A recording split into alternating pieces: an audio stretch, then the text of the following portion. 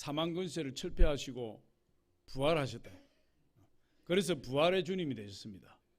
만약에 예수님이 십자가에 죽으시고 우리 죄를 짊어지시고 십자가에 죽으셔서 부활하지 못하고 영원한 무덤으로 남겨졌다면 예수님은 하나님 아들이 될 수 없어요.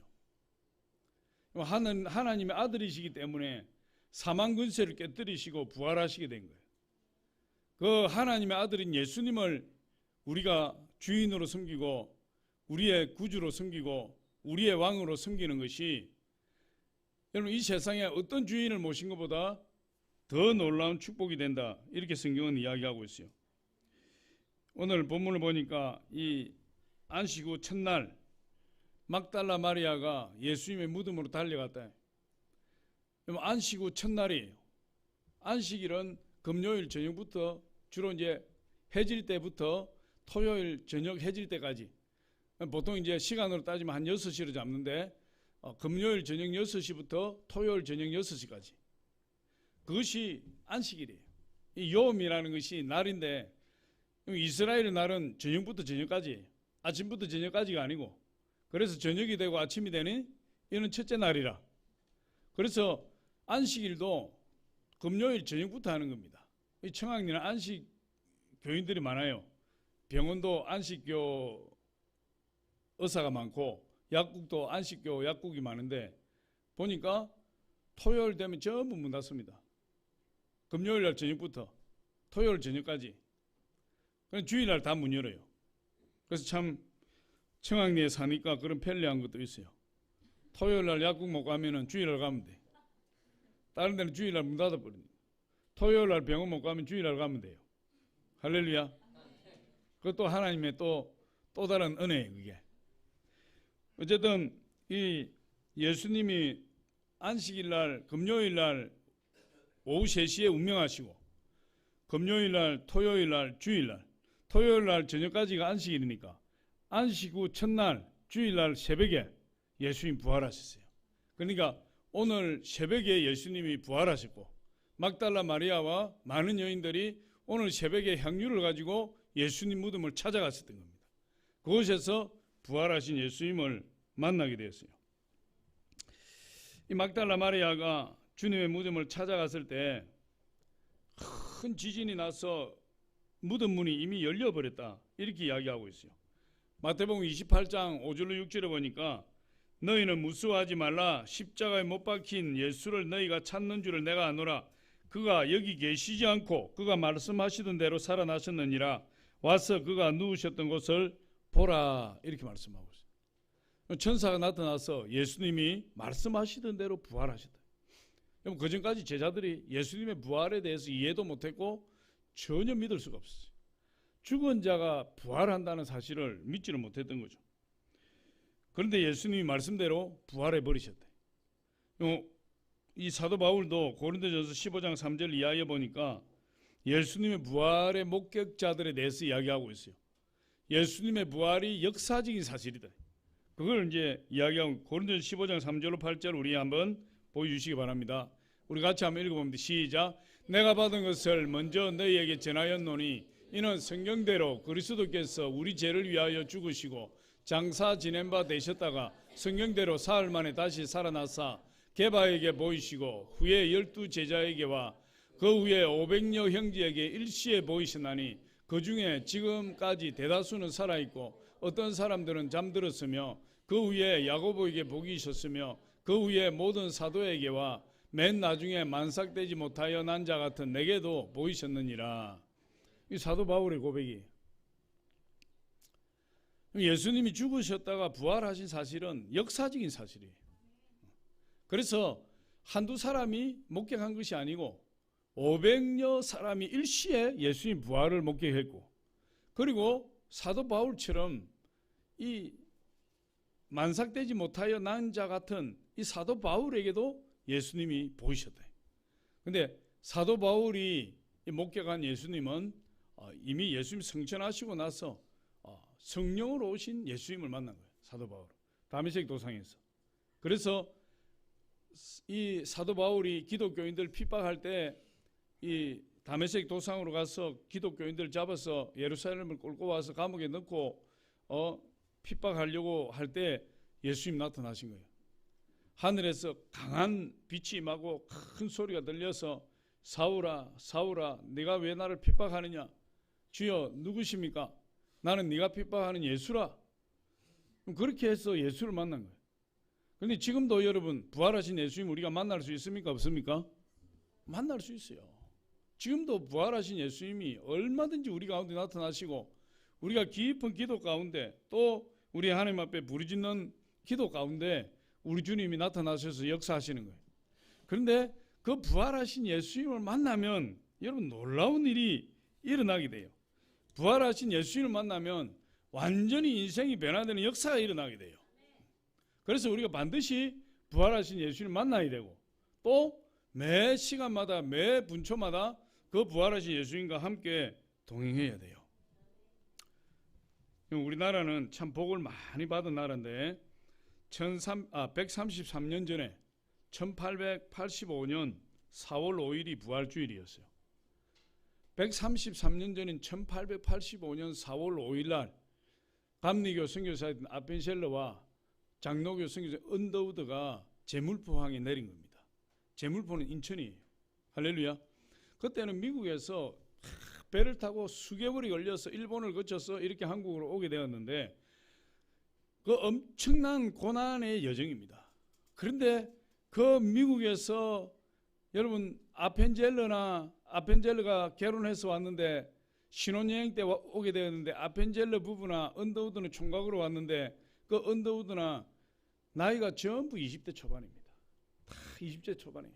근데 그 사람들이 한국이라는 것을 알지도 못하고 그리고 여러분 미지의 나라 이 조선 그때 당시에도 조선이었는데 이 조선의 사람들이 삶이 미국 사람들이 볼 때는 완전히 미개한 사람이 살 수 없는 그런 지경이 있었어요. 그 선교사들의 책을 보면 그때 동학 사건이 일어나서 사람들을 장대에 매달고 밀란이 일어나고 사람을 죽이고 역병이 돌고 그야말로 사람이 살 수 없는 것이.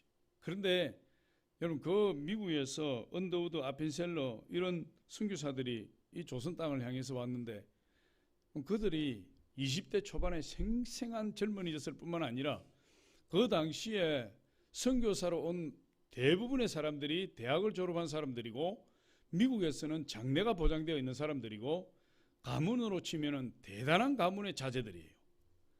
그런데 그들이 어떻게 해서 그들의 인생을 걸고 그들의 인생을 버리다시피 하며 이 돌아갈 기약이 없는 이 조선 땅을 향해서 올 수 있었느냐? 그들이 부활하신 예수님을 만났기 때문에 그래요. 할렐루야. 부활하신 예수님을 만나면 완전히 변화되는 역사가 있어요. 이 아펜셀러 부부와 언더우드가 제물포항에 내리면서 이렇게 기도했어요. 이렇게 기도했습니다. 우리는 부활주일에 여기에 왔습니다. 이날에 죽음의 철창을 부수신 주님께서 이 백성을 얽매고 있는 줄을 끊으시고 그들에게 하나님의 자녀들이 얻는 빛과 자유를 누리게 하소서.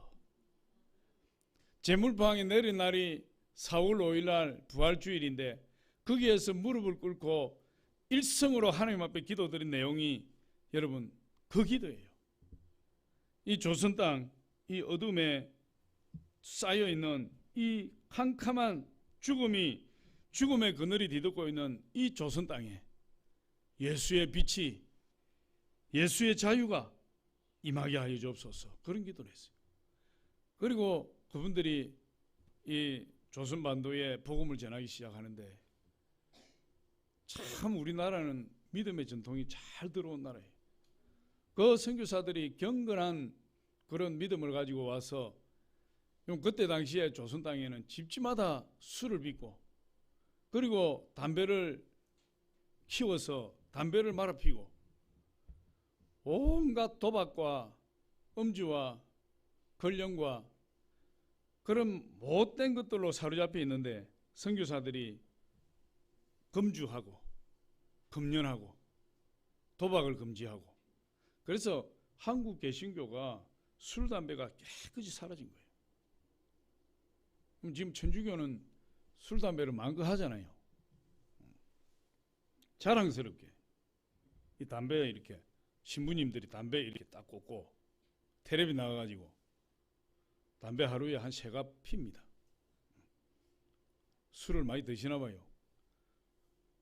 뭐 술을 남 못지않게 마실 수 있습니다. 그렇게 자랑한대. 개신교 목사가 담배 꽂고 담배 한 대 피고 성도들과 함께 술 한잔 마시고 이러 하면 뭐 그 다음 주에 아무도 안 나옵니다. 제가 뭐 목사도 아니야. 막 이러면서 여기 나올 분 한 분도 없어요. 우리 전통이기 때문에. 그런데 천주교는 그렇게 신부님들이 해도 신부님, 우리 신부님 이러면서 너무 좋아해요. 너무 멋있다 그러고. 왜 불공평한지 모르겠어요. 근데 우리 개신교는 초창기에 선교사님들이 그렇게 했기 때문에 목사들만 그런 것이 아니라 우리 예수 믿는 성도님들도 성령의 은혜가 임하면 다 술, 담배 끊어버려. 다 거룩하게 되고 다 경건하게 되고 오직 하나님 바라보고 하나님 섬기는 그런 믿음으로 무장되어 버려요. 그것이 큰 축복입니다. 미국의 이 선교사들이 부활하신 예수를 만나고 변화되는 거예요. 인생이 변화되는 겁니다. 오늘 본문 요한복음 20장에 보니까 부활하신 예수님을 만나고 나서 삶이 변화된 사람들의 이야기예요. 요한복음 20장에 세 부류의 사람이 나옵니다. 첫 번째 막달라 마리아. 이 막달라 마리아가 부활하신 예수를 만나고 완전히 변화된 사람이에요. 두 번째로 보니까 10명의 제자들이 나와요. 이 10명의 제자들 12명의 제자인데 가룟 유다는 목매달아 자살해버리고 이 의심하는 도마는 하필 그때 외출해버리고 그래서 10명에게 예수님 나타나셨대. 마지막으로는 이 외출했던 도마가 돌아와서 도마를 위해서 예수님이 한 번 더 나타나 주셨다. 예수님 만나고 도마도 변화되었어요. 그래서 이 예수 믿고 변화된 사람들의 이야기가 오늘 본문 20장 말씀이에요. 그렇다면 저와 여러분도 예수님을 부활하신 예수님을 만났다면 우리의 삶도 변화되어야 됩니다. 할렐루야. 과연 저와 여러분은 부활하신 예수님 때문에 얼마나 변화되었는가? 오늘 본문 말씀을 통해서 우리가 이 세 부류의 사람들을 살펴보면서 우리 자신의 신앙도 한번 점검하기를 원합니다. 첫 번째로 보니까 부활하신 예수님을 만나게 되면 슬픔이 사라져요. 할렐루야. 여러분 오늘 막달라 마리아 제일 먼저 나오는 일이 막달라 마리아입니다. 20장 1절에 안식 후 첫날 일찍이 아직 어두울 때에 막달라 마리아가 무덤에 와서 돌이 무덤에서 옮겨진 것을 보고 막달라 마리아가 제일 먼저 예수님께로 달려갔다. 그런데 이 막달라 마리아는 어떤 사람이냐? 막달라 마리아 항상 슬픔에 빠진 여인이에요. 성경을 보니까 7 귀신 들렸던 여자가 이 막달라 마리아예요. 7 귀신. 귀신 7명이 들어가 있으니까 이 막달라 마리아 인생이 거의 막 사람이 아니에요. 짐승과 같은 인생을 살았다. 온갖 음란하고 더럽고 그리고 온갖 추태를 다 부리고 사람 규모 있는 삶을 살지 못하고 온전한 가정을 이루지 못하고 그야말로 짐승 같은 삶을 살았던 여자가 이 막달라 마리아예요. 그런데 이 막달라 마리아가 예수님을 만나서 7 귀신이 쫓겨나버리고 7 귀신이 쫓겨나니까 정신이 온전해버리고 잃어버렸던 인생이 회복되어서 삶이 회복되고 그 삶이 회복되고 나니까 이 막달라 마리아가 예수님이 너무 감사해서 예수님을 따르는 그런 인생이 되어버렸어요. 그 예수님이 얼마나 감사했든지 이 막달라 마리아가 예수를 섬기는데 최선을 다한 그런 사람으로 성경은 이야기하고 있어요. 누가복음 8장 2절로 3절 우리 한번 보겠습니다. 시작. 또 악귀를 쫓아내심과 병고침을 받은 어떤 여자들 곧 7 귀신이 나간 자 막달라인이라 하는 마리아와 헤롯의 청지기 구사의 아내 요한나와 수산나와 다른 여러 여자가 함께하여 자기들의 소유로 그들을 섬기더라. 7 귀신 나간 막달라 마리아 그리고 귀신 쫓겨난 여자들 그리고 저기 나오는 몇몇의 여자들 다 예수 그리스도로 인해서 은혜를 입고 기적을 체험하고 인생이 변화된 자들이에요. 그들이 인생이 변화되고 나니까 어떻게 예수님과 12 제자를 쫓았어요? 자기들의 소유로 예수님을 섬기고 예수님의 제자들을 섬겼다. 자기들의 소유로. 여러분, 우리 죄를 위해서 십자가에 죽으신 그 예수님을 섬길 때 예수님은 우리의 무엇을 원하는 거죠? 우리 생명 자체를 원해요. 우리 자체를 원하는 겁니다. 할렐루야. 그래서 우리가 예수님을 섬길 때는 아까운 것이 없어요. 내 목숨을 드려도 아깝지 않은데, 내 물질 드리는 것이 아깝지 않고, 내 시간 드리는 것이 아깝지 않고. 여러분, 막달라 마리아와 예수님의 은혜를 입은 자들을 보니까 예수님을 섬기는데 모든 것을 누구의 소유로? 자기들의 소유로 섬기는 거예요. 그럼 그것은 강제로 되는 것이 아닙니다. 억지로 되는 것이 아니에요. 내가 예수의 은혜를 입어버리면 예수님을 자발적으로 섬기게 돼요. 그게 진짜 사랑입니다. 할렐루야. 그럼 사랑하는 연인에게 더치페이하고 일본은 더치페이 한대요. 아무리 사랑해도. 한국에서 더치페이 하면은 좀 싫어해요. 근데 사랑하면 더치페이 하기 싫어. 어떻게 하든지 내가 빚을 져도 내가 사주고 싶어. 그래요, 안 그래요?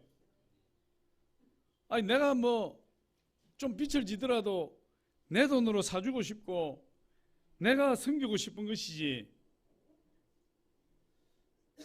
돈가스 하나 먹고 내 거는 내가 내고 당신 거는 당신이 내고 그렇게 하면 그건 사랑하는 것이 아니에요. 예수님은 일본 사람 같지 않고 한국 사람 같아요. 예수님을 따르는 자는 전부 한국 사람 같아요. 자기들의 소유로 섬기기 시작했다. 은혜를 받으니까. 할렐루야. 나를 드리고 싶다. 자꾸만 나를 드리고 싶은 거예요. 이 막달라 마리아가 이 예수님을 따르다가 예수님이 죄를 뒤집어 쓰시고 이제 십자가를 지시고 골고다로 올라가시는데, 성경에 보니까 그 십자가를 지고 골고다 언덕을 올라가는 그 예수님을 따르는 무리들 중에 가슴을 치고 통곡하며 슬피 우는 여자들의 무리가 있었대요. 거기에 아마 제일 중심적인 여자가 막달라 마리아였을 겁니다. 우리 누가복음 23장 27절 한번 잠깐 보겠습니다. 시작. 또 백성과 및 그를 위하여 가슴을 치며 슬피 우는 여자의 큰 무리가 따라오는지라. 슬피 울며 가슴을 치고 슬피 울며. 그 사랑했던 예수님이 십자가에 못 박히기 위해서 십자가를 짊어지고 그 골고다 언덕, 그 거친 언덕을 올라갈 때 막달라 마리아를 비롯해서 예수님을 사랑했던 수많은 사람들이 가슴을 치고 통곡하며 슬픔을 가누지 못하고 예수님을 따랐다, 이렇게 이야기하고 있어요. 여러분, 누구보다도 사랑하면 슬픔이 큰 겁니다. 사랑하게 되면 사랑이 크면 클수록 그 슬픔이 커요. 막달라 마리아는 예수님을 너무나 사랑했기 때문에, 너무나 큰 은혜를 입었기 때문에 예수님의 그 고난과 고통이 그렇게 고통스럽고 슬퍼서 견딜 수 없었던 거예요. 예수님이 십자가에서 운명하셨는데, 예수님이 운명하시고 이제 예수님을 장례를 치르시는데, 여러분 오후 3시에 운명하셨고 그 빌라도에게 가서 예수님의 시체를 회수하겠다는 그 허락을 받아야 되고, 그렇게 하다 보니까 시간이 지체가 되고, 이 예수님의 시체를 염을하고 씻어서 수의를 입히고 관에 넣어서 관에 들어가는 향품들과 많은 것을 준비를 해서 깨끗한 모습으로 무덤에 이렇게 묻어야 되는데, 그 시간도 없고 환경도 그렇게 되지 못하는 겁니다. 그러니까 막달라 마리아와 예수의 어머니 마리아와 몇몇의 여자들이 성경에 보니까 몇몇의 사람들과 함께 예수를 장례를 치르는데 염도하지 못하고 그냥 급하게 수습해서 관에 담아서 무덤에 넣게 돼요. 그리고는 이제 로마 군병들이 무덤을 지키고 다 장례를 치렀던 사람들이 떠나는데, 금요일 날 6시까지 장례를 치르고 금요일 날 집에 돌아와서 하룻밤 자고 토요일 날 하룻밤 자고, 이 주일 날 새벽에 마리아가 일어나서 새벽같이 예수님의 그 관에 누인 그 예수님의 시신을 제대로 청소하고 그곳에 향유를 뿌리고 하려고 하기 위해서 새벽에 일어나서 향유를 가지고 달려갔다 그랬어요. 향유를 가지고. 예수님을 그렇게 장례 지낸 것이 너무나 마음이 아파서. 성경을 보니까 이 누가복음 24장 1절에 보니까 여자들이 향품을 가지고 새벽에 예수님 무덤을 향해서 달려갔다. 그 중심적인 여자가 막달라 마리아 아니겠어요? 그 장례를 그렇게 지낸 것이 마음이 아팠어. 그런데 그 무덤에 달려가니까 여러분 무덤이 비어 있어요. 예수님의 시체가 사라져 버렸어요. 이 막달라 마리아가 너무나 놀라고 너무나 슬퍼서 그 무덤가에서 무덤을 들여다보면서 예수님이 어디 계신가 두리번거리면서 울고 있었대. 울고.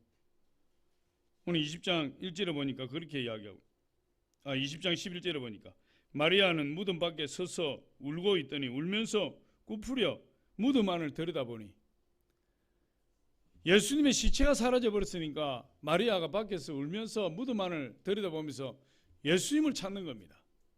그런데 예수님의 시체는 사라져 버리고 조금 이따 예수님이 나타나셨는데 예수님이 마리아에게 이렇게 말씀합니다. 여자여 어찌하여 울며 누구를 찾느냐? 마리아는 그가 동산직인 줄 알고 주여 주님의 시체가 사라졌습니다. 당신이 옮겼거든 어디에 두셨는지 나한테 이르소서. 내가 가져가겠습니다. 그랬더니 예수님이 마리아야 하고 이름을 불러요. 그때 마리아가 깜짝 놀라서 되돌아보니까 죽어서 시신으로 쌓여있던 그 예수님이 부활해서 자기의 이름을 부르는 겁니다. 그럼 그 예수님이 마리아야 하고 부르실 때에 그 마리아 마음에 짓눌려 있던 그 슬픔이 다 사라져버리고 그 예수 그리스도로 말미암아 모든 슬픔이 씻은 듯이 사라져버리고 슬픔이 변하여 춤이 되는 역사가 일어나게 된 겁니다. 여러분 우리가 이 부활의 예수님을 만나면 우리 인생을 짓누르고 있는 모든 슬픔들이 다 사라져요. 성경에 보니까 슬픔이 변하여 춤이 된다. 이사야 선지자는 이렇게 예언하고 있습니다. 시온에서 슬퍼하는 자에게 화관을 주시며 희락의 기쁨으로 슬픔을 대신하게 하신다. 슬픔을 대신하여 희락의 기름을 부어주시고 슬퍼하는 자에게 화관의 면류관을 씌워주신다.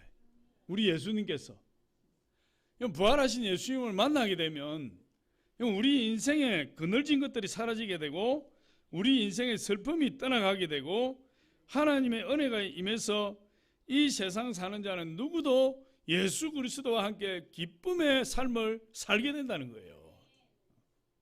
그럼 저와 여러분은 부활하신 예수님을 다 만난 줄 믿습니다. 여러분 인생은 예수가 없으면 슬픔이에요.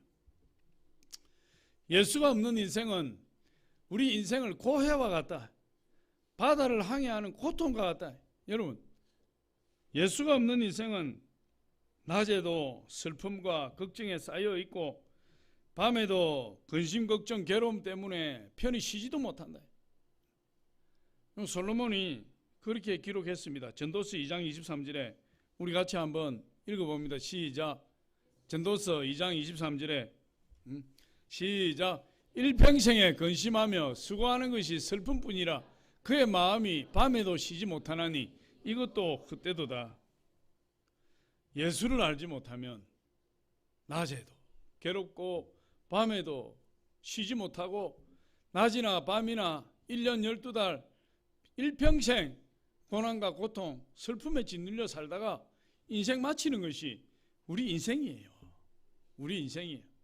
그런데 여러분 이 부활하신 예수님을 만나게 되니까 이 막달라 마리아처럼 인생이 변화되고 그 슬픈 인생이 기쁜 인생이 되고 슬픈 인생이 춤추는 인생이 되어서 인생이 완전히 변화되는 역사가 일어나게 돼요. 그래서 이 슬픔 많은 세상에 웃으면서 살 수 있는 그런 사람들이 되는 겁니다. 할렐루야. 저와 여러분 인생 가운데 날마다 부활의 주님과 함께하는 그런 역사가 있으시길 예수 이름으로 축원드립니다. 두 번째로 보니까 부활하신 예수님을 만나면 두려움이 사라진다. 오늘 두 번째 무리의 사람들이 10명의 제자들이 아까도 말씀드렸지만 가룟 유다는 목매달아 죽어서 자살했는데, 아니 도대체 이 가룟 유다가 어디서 목매달았길래 떨어졌는데 배가 터져서 창자가 다 나와서 죽어버렸다. 이 가룟 유다 엄청 높은 데서 매달린 것 같아요. 절벽에서.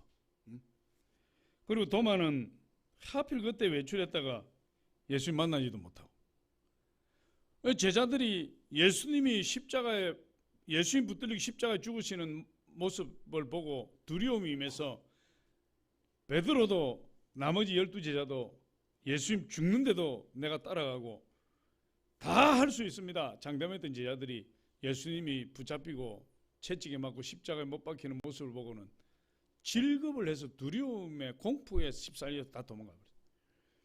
성경을 보니까 그때 이후로 제자들이 숨어서 다니는데 2중 3중으로 자물쇠를 채우고 사람들의 눈에 띄지 않으려고 애를 쓰고 숨어 다닌 것을 볼 수 있어요. 왜 그렇습니까? 두려워서. 사로잡힘에 대한 공포, 그 두려움 때문에 10명이 넘는 장정들이 문을 꼭꼭 걸어 잠그고 목소리가 혹시나 새어 나갈까 봐 조용조용한 목소리로, 소곤소곤하는 목소리로 대화를 나누고 그렇게 벌벌 떨고 있었어요. 근데 예수님 살아생전에 그들이 예수님을 따를 때 사람들이 구름대처럼 따르고 수많은 군중들에 둘러싸여 하나님의 기적을 일으키고 예수님 기적을 일으킬 때 그곳에서 가슴을 펴고 당당하고 기세 등등했던, 겁날 것 없던 그들의 모습은 온데간데 없어요. 다 사라져버리고 그냥 두려움에 어쩔 줄 모르죠. 믿고 의지했던 예수님이 사라지니까 아무것도 아닌 것처럼 되어버렸어요. 근데 예수님과 함께 죽겠다고 했던 그들이 두문불출하는 것입니다. 그 두려움에 쌓여있는 제자들에게 어느 날 예수님이 홀연히 나타나셨어요. 그러니까 여러분, 예수님이 부활하시기 전에는 육체로 살아 계셨지만 부활하셨을 때 신령한 몸으로 부활하셨대. 신령한 몸으로. 육체를 가지고 계시지만 이제 신령한 몸이 되어서 3차원의 세계에 제한을 받지 아니하고 벽을 통과해버리고, 할렐루야. 뭐 순간 이동하는 것처럼 막 이동해버리고 그런 놀라운 능력이 예수님께 임한 거예요. 우리가 영혼만 천국 가는 것이 아니에요. 성경에 보니까 영혼만 천국 가는 것이 아니고 우리가 죽으면 영혼이 먼저 천국 가지만 예수님이 재림하실 때는 우리의 예수님처럼 부활한 육체를 찾아입고 부활한 육체를 가지고 신령한 몸을 가지고 천국 가는 거예요. 그러니까 여러분, 신령한 몸이 되어버렸으니까 더 이상 그것이 병이 듭니까? 늙어갑니까? 늙지도 않고 쉬하지도 않고 병들지도 않고 신령한 몸, 영원한 몸을 가지고 천국에서 영원히 예수님과 함께 살아가는 그런 존재가 되어버린다. 그럼 제자들이 숨어있는 그 다락방에, 그 방에 예수님이 홀연히 나타나셨다. 홀연히. 그러니까 제자들이 얼마나 놀랐겠습니까? 그건 놀라서 입을 다물지 못하는 제자들에게 예수님이 첫 마디 일성이 뭐냐?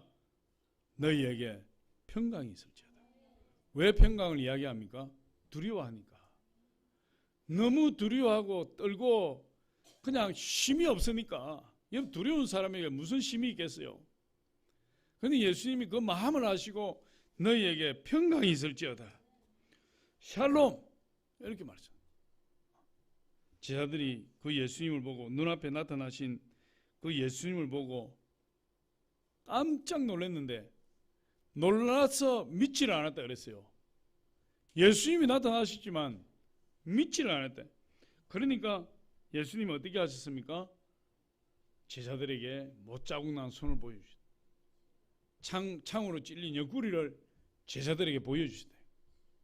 제자들이 그것을 보고 기뻐하며 주님을 맞이했다. 오늘 20장 20절 우리 안 읽었지만 요한복음 20장 20절에 보니까 이 말씀을 하시고 손과 옆구리를 보이시니 제자들이 주를 보고 기뻐하더라. 아, 이분이 그 십자가에 못 박혀 죽이신 그분이 맞구나. 이번에 우리가 따랐던 그 예수님이 맞구나.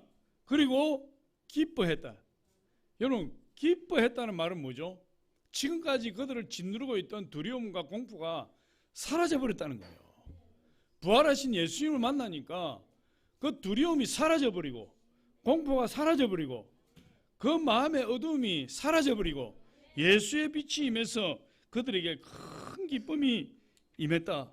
여러분, 그렇게 기록하고 있어요. 누가복음에 보니까 이 제자들의 예수님이 처음 나타났을 때 이 제자들이 예수님을 맞이하는 모습을 아주 자세히 기록하고 있는데, 처음에 예수님이 홀연히 벽을 뚫고 나타나셨을 때 제자들은 전부 다 유령이다 하신 거예요. 유령이.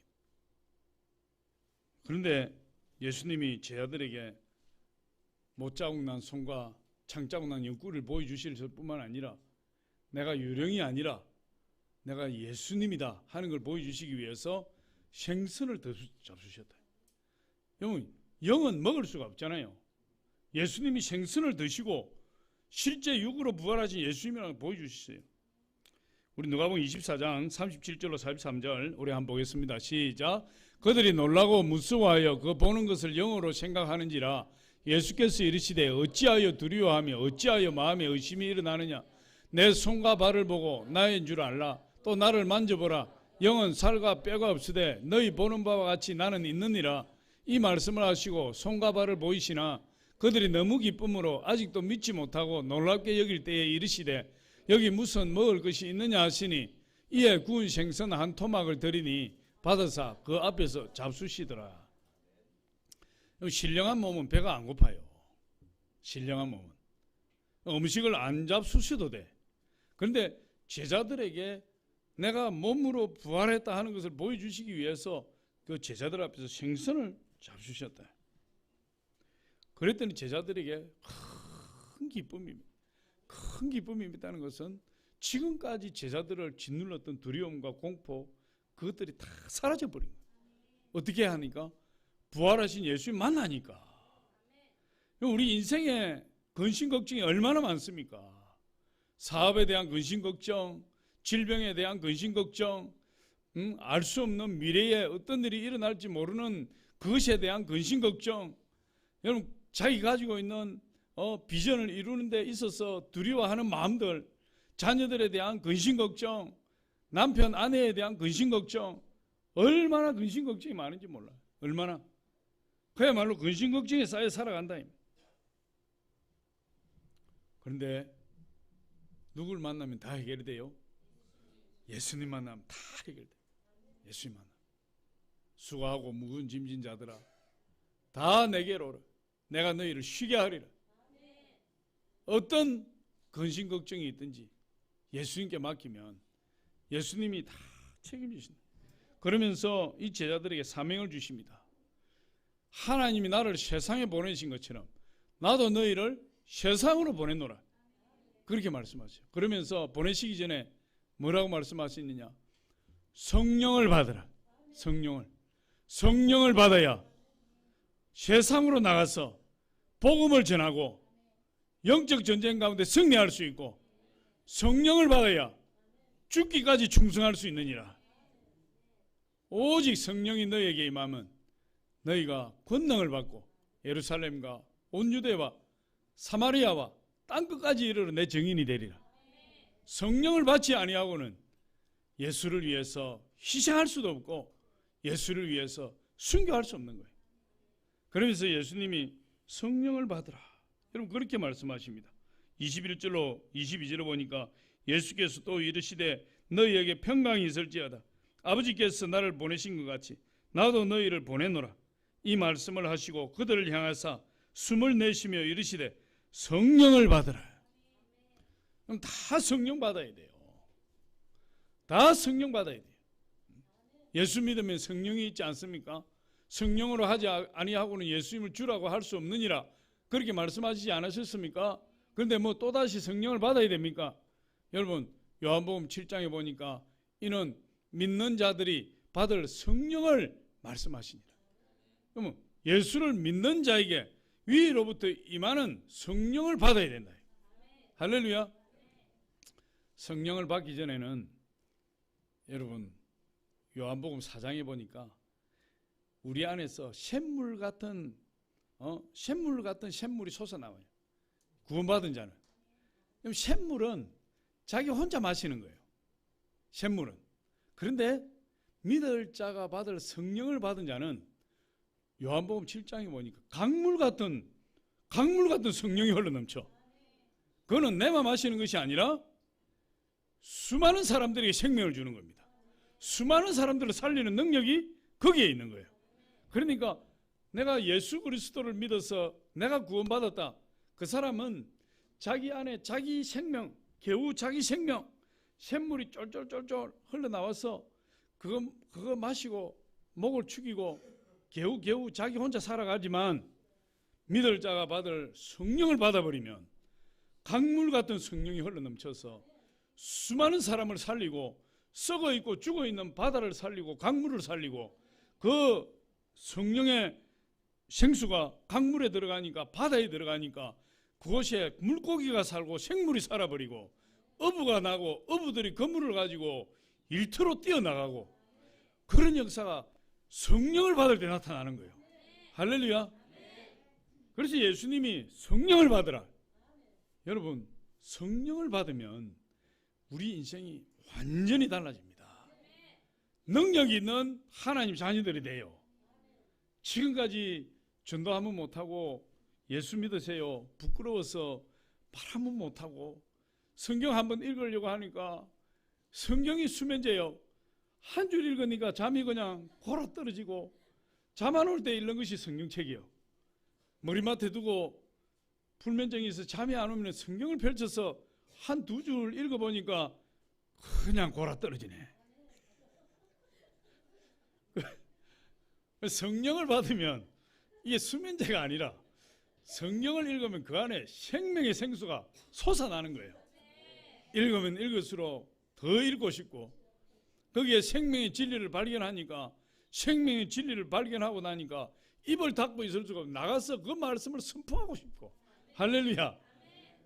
그 생명의 말씀이 내 안에 역사하니까 기도하지 않고 견딜 수가 없고 기도하게 되고 기도하니까 하나님의 뜻을 알게 되고 하나님 뜻을 아니까 어떻게 사는 것이 하나님을 기쁘시게 하는 것인지를 알게 되고 그러다 보니까 하나님 싫어하는 거 나도 싫어요. 하나님 기뻐하는 거 나도 기뻐요. 하나님을 위해서 살고 하나님을 위해서 죽고 먹든지 마시든지 무엇을 하든지 다 우리 주님 영광을 위해서 살고 싶어요. 성령을 받으라. 할렐루야.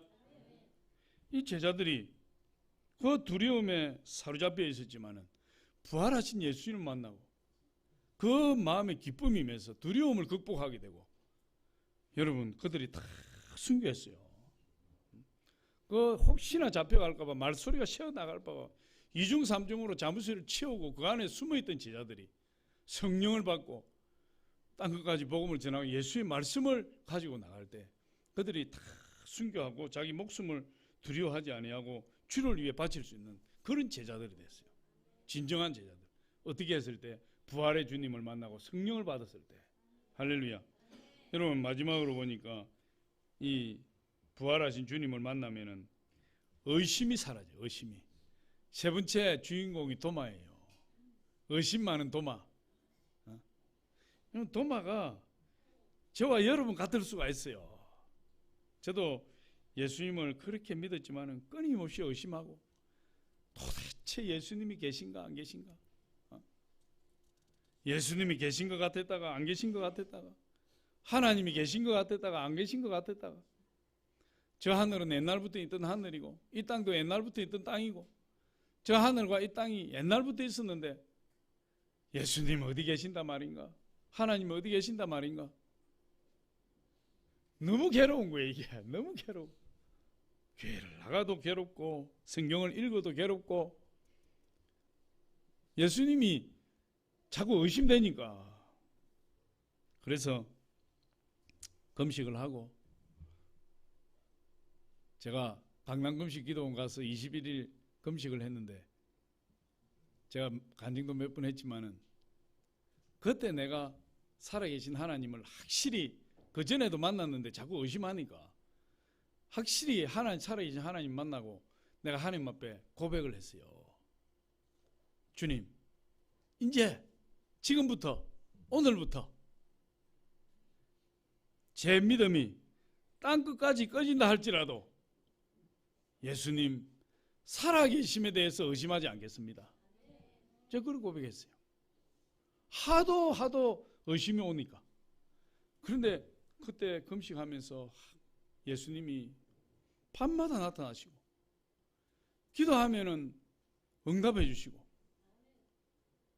막 예배 드리면 그 은혜가 어떤 느낌이냐 하면 내가 그냥 머리만 한번 쭉 내밀면은 그냥 천국의 막을 뚫고 그냥 천국에 올라갈 것 같은 그런 느낌이 막 그런 은혜가 막 임하는데 주님 이제 더 이상 주님 살아계심에 대해서 제가 의심하지 않겠습니다. 그때 이후로 의심 안 하는 겁니다. 물론 내 믿음이 떨어지면 그런 의심도 들어오지만은 그때를 생각하고 주님 그때 분명하게 살아서 저한테 보여주신 주님은 살아계심이 확실합니다. 더 이상 의심하지 않습니다. 그리고 고백하면 의심의 그늘이 싹 그쳐버려요. 싹 그쳐버려요. 우리 주님이 우리보다 더 시퍼렇게 살아계세요. 할렐루야. 보이는 것은 잠깐이요 보이지 않는 것은 영원함이라. 보이는 것은 보이지 아니하는 것으로부터 말미암았느니라. 보이지 아니하시는 우리 주님이 영원하신 실존하시는 주님이시여 보이지 않는 영적 세계가 영원한 세계입니다. 여러분 눈에 보이는 저와 여러분들은 반드시 사라지죠.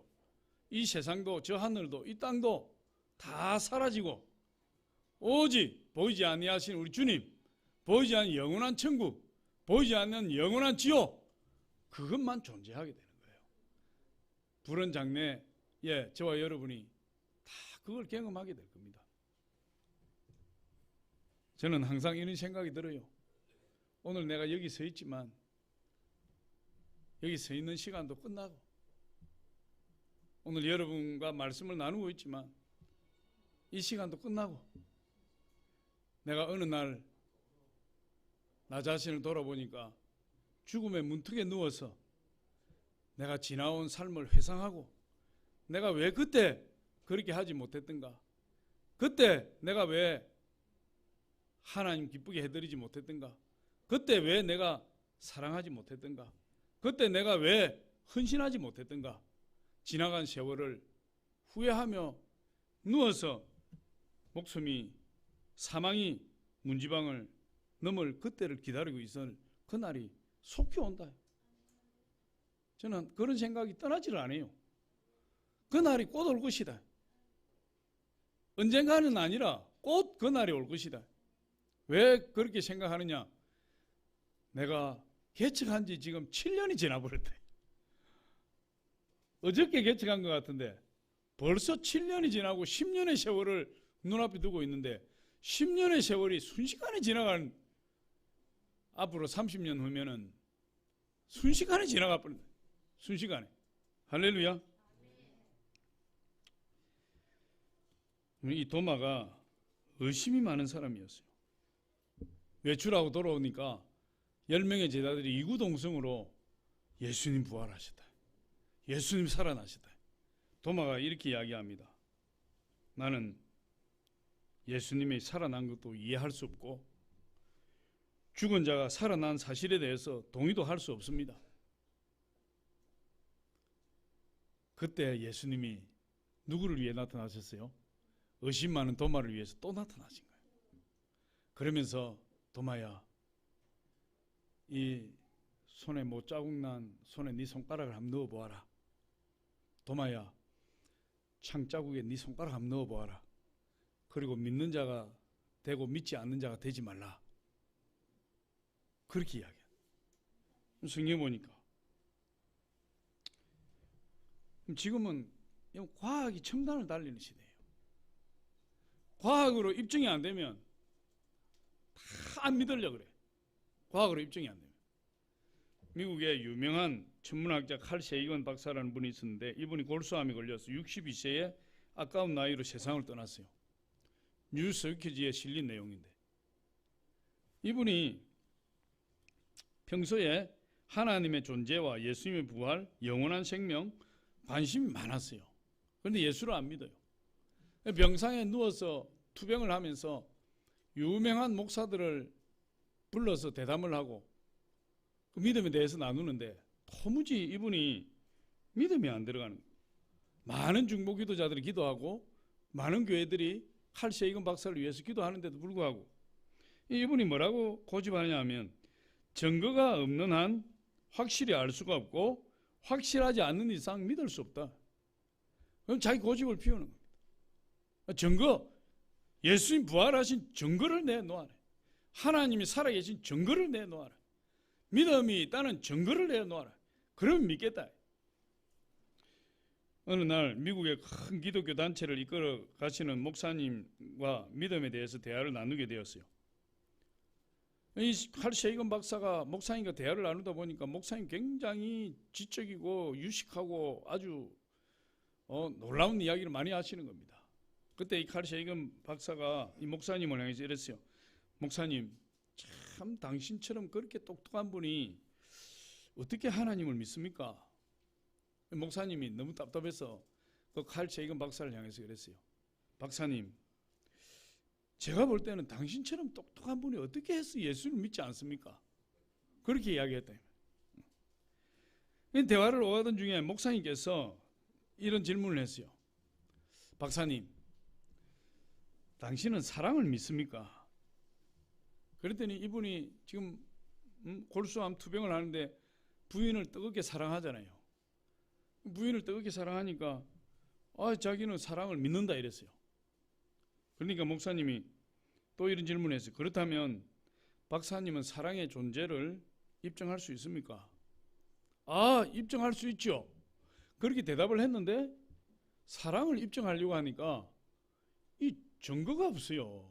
사랑을 입증할 수 있는 어떤 그런 것이 없어요.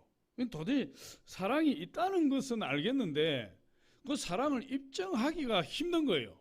그걸 인정하지 않을 수가 없어요. 그래서 이 목사님에게 솔직히 고백했어요.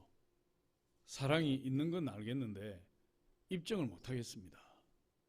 그렇게 고백을 했어요. 그랬더니 목사님께서 신앙도 마찬가지입니다.